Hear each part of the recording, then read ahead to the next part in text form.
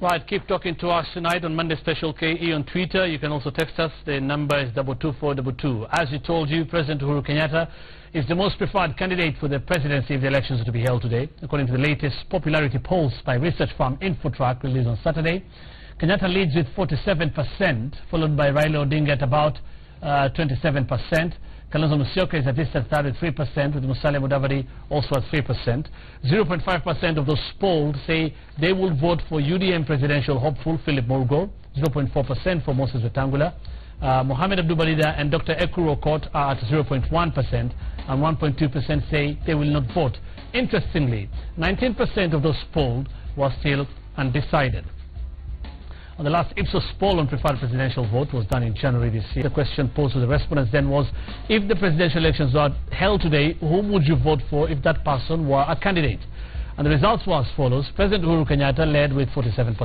Raila Odinga was at 30%. 10% of those polled were undecided. Kalonzo Musyoka had 6% of the respondents saying they will vote for him. And Mudavadi had 3% saying they will vote for him.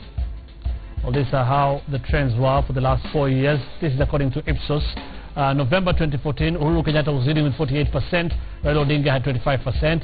April 2015, Uhuru Kenyatta still had 48%. Raila Odinga 28%. August 2015, Kenyatta's didn't change again, 48%. Raila 23%. In November 2015, a month later, 40%, there was a drop for Uhuru Kenyatta. 29%, Raila gained some. In June 2016, Uhuru again gained to 51%, Raila at 28%.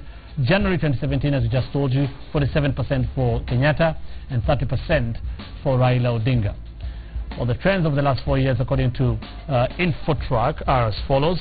There you can see 2014, Kenyatta almost at 60%, Raila Odinga at 19%.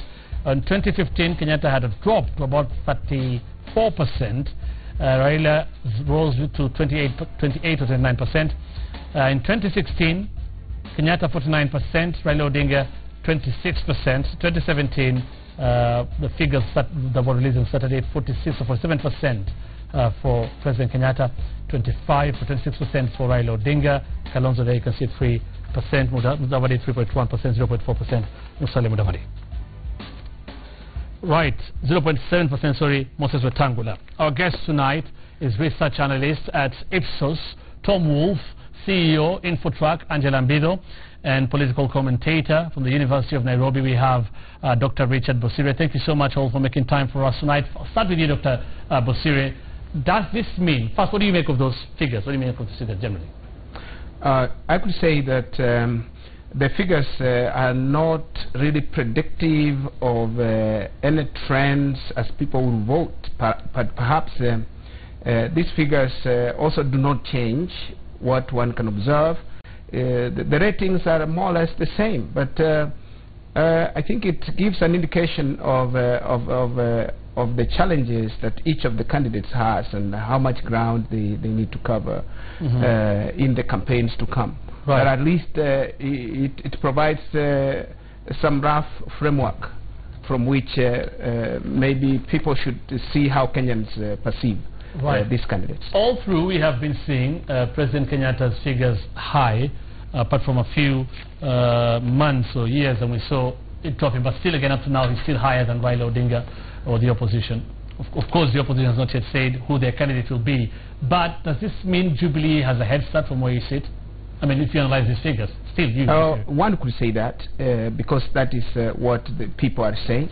Opinion polls are about what people feel, their perceptions about candidates when we're nearing elections, even out when elections are at a distance. So Uhuru Muigai Kenyatta is ahead. But you know that Uhuru is actually known to be a candidate finally in these elections, whereas the rest are not actually yet yet to be nominated. That in itself, I think, works better for Uhuru, because once the rest are nominated, then we can have a fair opinion, maybe an opinion that we can say more objective opinion about the candidates. And I can see, Tom, you're nodding. Absolutely. I couldn't agree with Dr. Ari more. This is really a question of comparing apples and oranges. I don't think there's anything wrong in asking the question. prior to the nominations being known. But it does raise, I think, an essential question, which Dr. Busiri is hinting at on the opposition side, and that is, given the strong support that each of the main opposition figures, the principals, have, how much of that support will be transferred to the eventual nominee once that person with the deputy president running mate is known? And I think, although this is something that is not discussed very openly on the opposition side, we know that it's being discussed internally, but when we see the former vice president, Kalonzo Musyoka, mentioning on several occasions, most recently I think yesterday, about creating the position of prime minister and a couple of deputies and so on, they are taking very much into account this challenge of keeping all of this, we can say, anti-Jubilee vote together. Because the final question one might ask is, how can it be, or why is it so, that if in the last election the winners, that is the President Kenyatta and Deputy President Ruto, had slightly over 50% of the vote, and even if these polls are not yet restricted to just registered voters, why is it after 4 years in office that figure has not gone any higher? It's still about half of the electorate, so how much of the remainder of Kenyans, especially Kenyan voters, will come together behind whoever is the eventual nominee on the NASA side? And I'm not sure at this point in doing surveys or polls how we could definitively answer that question. Maybe our colleague, competitor at InfoTrack has figured that out, but we haven't figured it out. We'll come to that, but is that to say, Angela, there's nothing to write home about for Kenyatta, I mean, that should be giving him these figures that we're seeing? I think first and foremost, we should give credit where it's due. We have an incumbent president who is uncharacteristically popular. Normally you find that there are broken promises from the incumbency. The expectations were very high from the electorate, and in many cases you then find that an incumbent president is not a very popular person. We must hand it to Uhuru that he has, for the better part of his presidency, given us or unleashed his charm offensive. His PR vehicle has been very good. People find him down to earth. People find him quite likable. He's almost like the chap next door when you see him in Kenyatta Market eating nyama choma or giggling, or just acting very normal, dancing, sometimes not even very presidential. People just think this is me, this could be me, and I think that has really resonated with the public. Other than that, I think for Uhuru, in the initial stages of his presidency, there was the great bromance between him and his deputy. We could see them, holding hands, walking, hand in hand. And people then felt that after a very hard-fought election, that things were just going to settle. The economy was going to, be rejuvenated. The country would remain peaceful. And I think people were hopeful. That notwithstanding, we cannot ignore the fact that he has an extremely, extremely strong loyal base. They will forgive him for anything, including tantrums and whichever he's talking about. They will still forgive him, and that's what happens when you have a loyal base. And so you're saying give credit where you see that there are some things that are going for him. Dr. Busiri, do you think that is a fact with what is happening on the ground? Are there projects or policies that you think Uhuru has done, or things that he has done right, that would make him get such figures in the popularity vote? I would not. I will give credit to him for some projects that have been done, particularly at the macro level. However, there are also in some areas where the country has not done very well, and I would think that it also explains the deficit that he has, why he's not in the 60s or thereabout. Because some people also view him as having those deficits, especially promises that were not fulfilled. You go right down to the grassroots. In some areas he has lost some support because of those projects, particularly on the roads projects. We see that the the project, the laptop project has not been completed. The inflation rate has gone up, and people are crying that the economy is not doing well. But overall, Kenyans don't actually vote on issues in most cases. As Tom said, the loyal base, Sanjala also says, the loyal base of the president is mostly ethnic, and the coalition enjoys ethnic support, significant ethnic support from certain regions, and therefore these this cuts across, and this cuts across also to the other coalitions, right? And that actually might explain really the numbers, not necessarily the issues that or the implementation of programs that have been that they've been doing. All right, Angela, then very briefly, should the opposition be worried then now with the figures that we've been seeing, the trends? I think the opposition on one hand should be worried, because when you're worried, it bolsters you into action. You roll up your sleeves and you get to work. I think it perhaps would have been a bit more concerning if the figures were better for them, because in most cases then you get complacent and you then think that it is already something that's won and you have it in the bag. Right. What they need to do, as has been aforementioned, is that they do need to consolidate and tell us who their candidate will be, their flag bearer will be, and they need to do that with speed. One of the things we've seen with certain researches that we've done on the voter apathy is that the fact that there has not been a flag bearer, the fact that there has not been a definitive, person who's going to be the candidate for the opposition, has led to people getting or feeling very confused about the election. So some of the former loyalists are basically now telling us they don't know whether they're going to vote because they don't know whether their guy is going to be on the ballot. Right.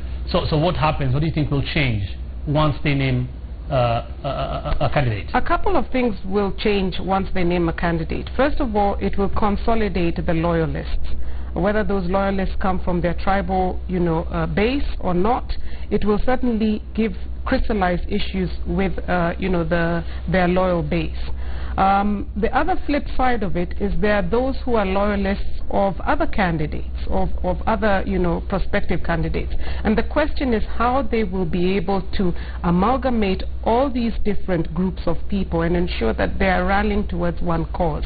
So that if the running mate, for instance, is Kalonzo, then how do you convince all those people in Nyanza and the 30% who support Raila that this guy is the right guy for us to support? How do you ensure that they then don't decide that because their guy is not on the ballot that they're not going to vote, and vice versa? How do you convince those in Eastern if Raila is the flag bearer, the eventual flag bearer? Exactly. How do you convince them? So that is the flip side for them. Yeah, and I think, Tom, you talked about that and how difficult or easy it's going to be for whoever will be the eventual candidate to have the others rally behind him, and how can they assure that their supporters will back whoever will be the eventual candidate?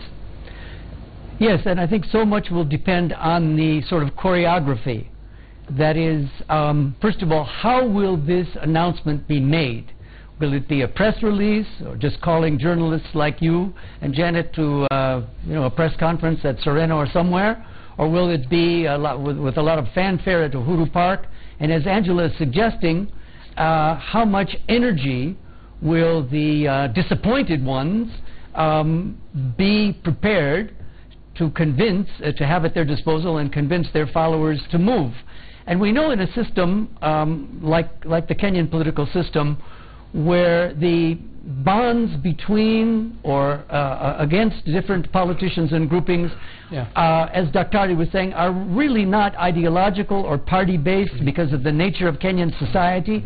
I mean, if we had a proportional representation system here, and if parties need not be national, so they could be a party of fishermen at the coast or a party of drought-stricken camel herders in the north, so that people are elected on the basis of specific interests, all our politics would be different. But the fact that they're at the sort of lowest common denominator that makes them highly personalized, and so it really remains a big challenge as to how those who have raised hopes, as Angela and Dr. have said, across the opposition landscape, to deal with the disappointment that will inevitably come once that announcement is made. And there's also a question, just to add quickly, of money.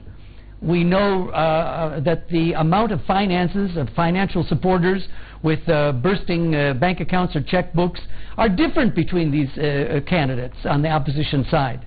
Will all the money that is now prepared to support each one of them, if they are actually the candidate, be available for the one or the pair that eventually get the nomination? Because so much of Kenyan politics is, and not just Kenya, but all across the world, depends on having very, very full war chests to run campaigns. Okay. The Royal DJ on Twitter says, Hussein, watch that scene change in a record 1 month. Tell the postals to be alert. I guess he's talking about when the opposition or NASA finally names their candidate. How crucial do you think this is, Dr. Busiri? And the same question asked to Angela. Do you think they should be worried? I don't think they should be worried.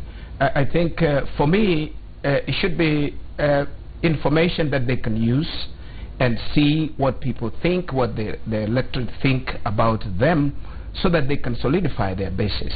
And I would think that some of these, also the results of these polls, are also affecting, of course, the coalitions in a negative way.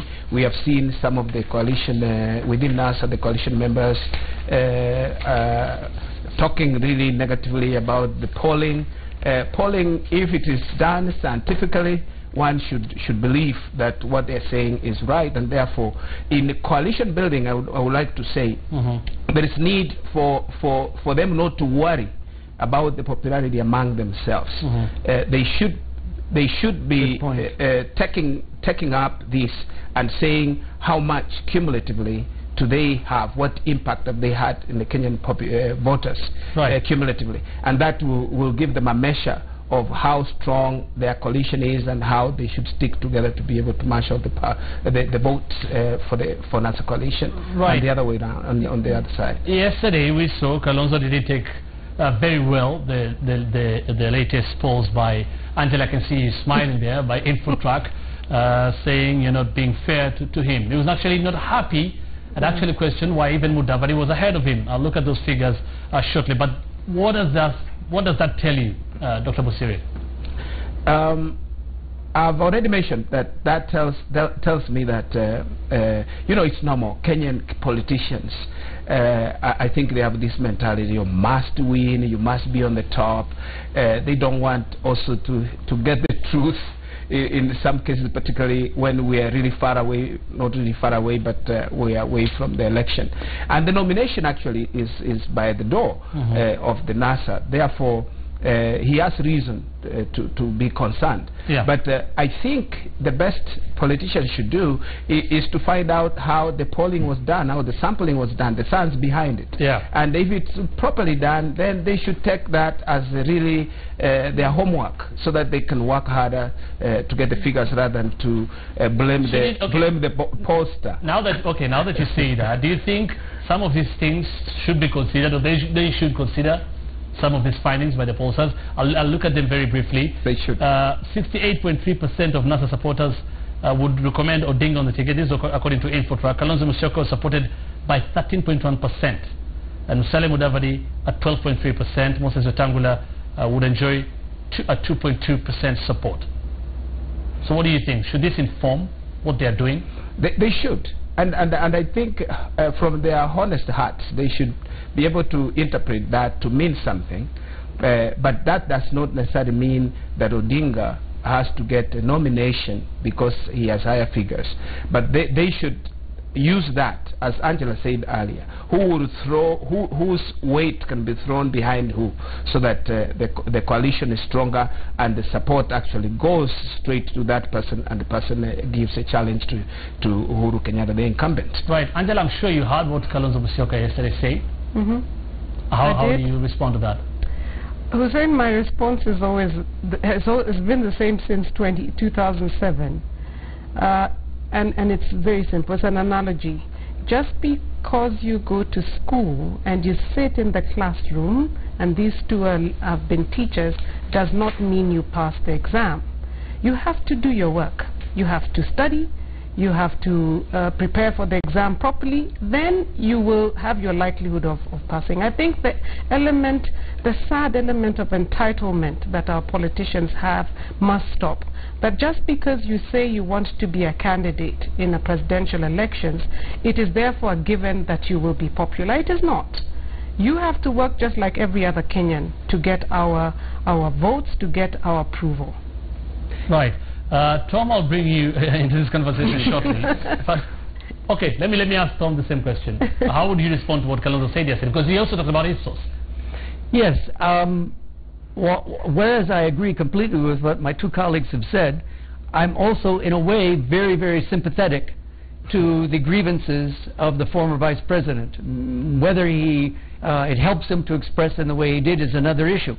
And it relates to a question which we didn't ask in our last survey, which I think addresses his concern. And the question would be not whom do you favor as your candidate within NASA, but rather which one do you think would have the most realistic chance of defeating Jubilee? And the reason we haven't asked that question is it's just too hypothetical, and many people, I think, not because they're lying to us, but it's difficult when people are so energized and loyal to a particular candidate to say, you know, actually, my candidate, as much as I like him, I really don't think he can win in the final judgment, in the final race. So it's too hypothetical a question, but it's something that we know from media reports is right at the heart of the discussions within NASA now. Right. Not who is most popular in either Infotrack or Ipsos or anybody else's poll, but who, if there is a united front, as Dr. is saying, would have the best chance of winning. And that requires, sorry, I'll just finish my sentence, that requires a kind of analysis, I think, that goes beyond any polling. Listen, let's be frank here. Every question we ask in a poll, even the presidential one, is hypothetical. We don't know who the candidates are at this point. So even the question that we have on the screen right now is still hypothetical. But not as hypothetical. No. Hypothesis is a hypothesis. So let's not be pretentious, Tom. It's much more hypothetical. The questions are all hypothetical at this point. The question here is, what are the issues of public affairs at that point in time? Right now, the burning question has been NASA. And that is why that question was asked. And also, what are the issues in terms of who is most popular in terms of the presidential would-be candidates? The only one that is defined or definitive is Uhuru Kenyatta. True. The rest we don't know. Yeah. Those are hypothetical. So Dr. Basiri, how would you, I mean, Tom has some says, and Angela don't agree on something there. What would you say? Because Tom here says, Angela says, the question is still hypothetical, but Tom says, like in this, the last polls that is in January, they first asked, do you know who has said is going to, okay, who do you know that is going to be a candidate in the next election? So does that matter to us that first before you say who among them then do you think you're going to vote for? Questions, always good questions actually, will give you good answers. And I think that question will be again hypothetical as it is, because when I would wish that when pollsters are asking a question, when we can say we'll get real data, is when you're going to ask, we have two candidates, how do they compare? Which one do you support? Maybe we need also to go to the point where we ask, why are we going to support a particular candidate from a particular coalition? Right. For me, at that point, then you can explain. And in fact, we need to change this narrative so that people don't just tell you who they like, but we change the narrative into issue-based politics. We have issues in the country that need to be addressed. We have the drought issue right now. We have the worker strikes in the country. All these issues, and it has been asked even by President that on the other side, what options do you have to solve these major issues in the country? What do you have for the economy? For me, that is the conversation. Okay. Let people tell us who the best candidate could be on the basis of what they expect, because we live our lives in this country and we expect the president or the presidency to impact on these lives positively. Although you said when you're looking at those figures, you believe most of them are coming from the ethnic bloc of the president. When you look at those figures, I've looked at some of the figures, and they are tilted towards. We have more people maybe from. There's no balance. We are not having. I could not say we are not having a real random sample across the country. It is a random sample, but proportionately there is a tilt in some cases where you have more people from one direction. Okay, you've just opened up another conversation, and they're not agreeing with you. But Tom, you respond to that. First, let me read a few tweets here. Peter Ogado on Twitter says, opinion polls is just about perceptions but not the real votes. We have another person here who says, which criteria, that is Luvisia Abigail, which criteria does Ipsos use when making opinion polls, or doing opinion polls? Because some of us are never reached. Okay. Somebody here, I think, changed Niwewe on Twitter. Each pollster should tell us, when is the last time you updated your polling sample? And then I disagree, and this is why I was asking this question. Jared Nyambega says, I disagree with any pollsters. Take an example of CNN polls against USA last elections. And many people have talked about this, how the pollsters got the Brexit vote wrong, how the pollsters got the US election wrong. So can the pollsters really influence politics and how people vote? Dr. Basiri. Polls can actually influence how people vote. If they're done scientifically, they show the direction people are thinking, and there are those who would perhaps follow the winning candidate and vote for the winning candidate. In some localities, I'm sure Tom might not agree with me. Pollsters, if they don't have any meaning politically, then we should throw them outside through the window right now. But they actually influence the way people think about candidates. They influence, and are they also a reflection of what people think? To some degree. They are a reflection. We cannot say they are really true. That's why the Brexit and the Donald Trump predictions were not right. But social scientists predict, and these guys here are social scientists. They predict, but predictions might not necessarily be exactly as they don't come true the way they have been predicted. Perhaps there are some extraneous variables that come into play in the process, and you find that the candidate predicted to win has lost. Okay. But they have a role to play because they give you an indication, particularly on issues.